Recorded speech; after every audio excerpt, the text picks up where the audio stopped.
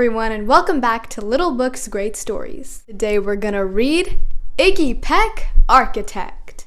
Iggy Peck has been a great architect ever since he was 2 years old. But when he went to second grade, his teacher changed some things. Let's find out what happens as we read Iggy Peck, Architect.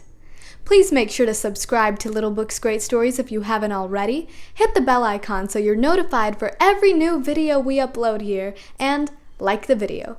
Now let's start reading Iggy Peck, Architect. Iggy Peck, Architect. Young Iggy Peck is an architect and has been since he was 2.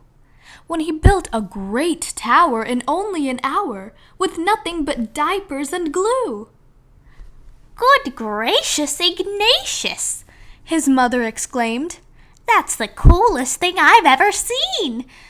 But her smile faded fast as a light wind blew past, and she realized those diapers weren't clean. "Ignatius, my son! What on earth have you done? That's disgusting and nasty! It stinks!" But Iggy was gone. He was out on the lawn using dirt clods to build a great sphinx.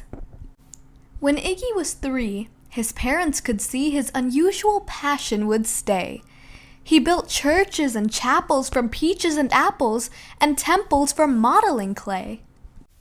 At dinner one night, to his father's delight, Iggy got a bright gleam in his eye, and out on the porch built the St. Louis Arch from pancakes and coconut pie. Dear Ig had it made until second grade, when his teacher was Miss Greer. On the very first day, she had this to say: "We do not talk of buildings in here. Gothic or Romanesque, I couldn't care less about buildings, ancient or new." She said in her lecture about architecture that it had no place in grade 2.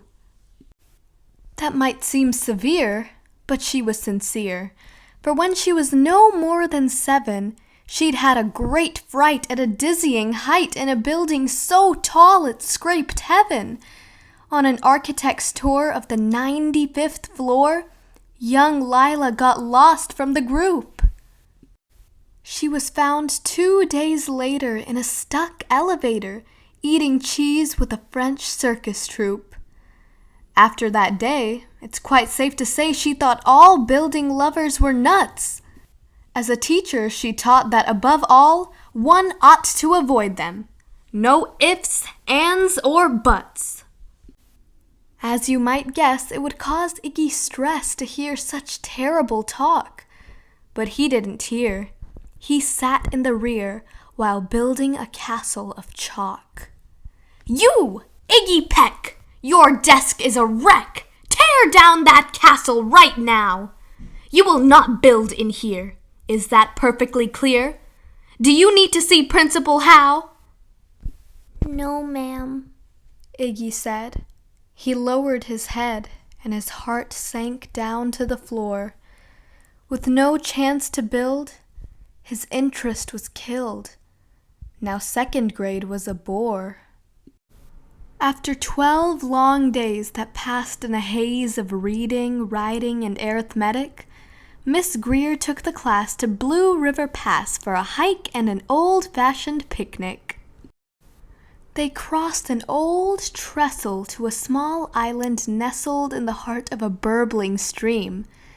But they no sooner passed than the footbridge collapsed and Miss Greer started to scream. "We're trapped here! Oh my! Alas, kids, goodbye!" Her eyeballs rolled back in her head. She dropped to the ground with a vague groaning sound. Luckily fainted, not dead. The class was amazed. They stood there, quite dazed, uncertain of what they should do. But one bright young man was off hatching a plan, which started with Miss Lila's shoe. Soon each lad and lass there at Blue River Pass was working together as one. And when she came to, Miss Greer knew that something quite brave had been done.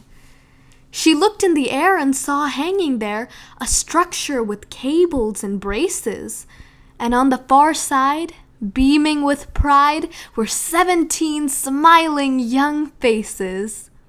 Boots, tree roots, and strings, fruit roll-ups, and things, some of which one should not mention, were stretched ridge to ridge in a glorious bridge dangling from shoestring suspension. It all became clear to Miss Greer as she crossed that bridge over the stream. There are worse things to do when you're in grade 2 than to spend your time building a dream.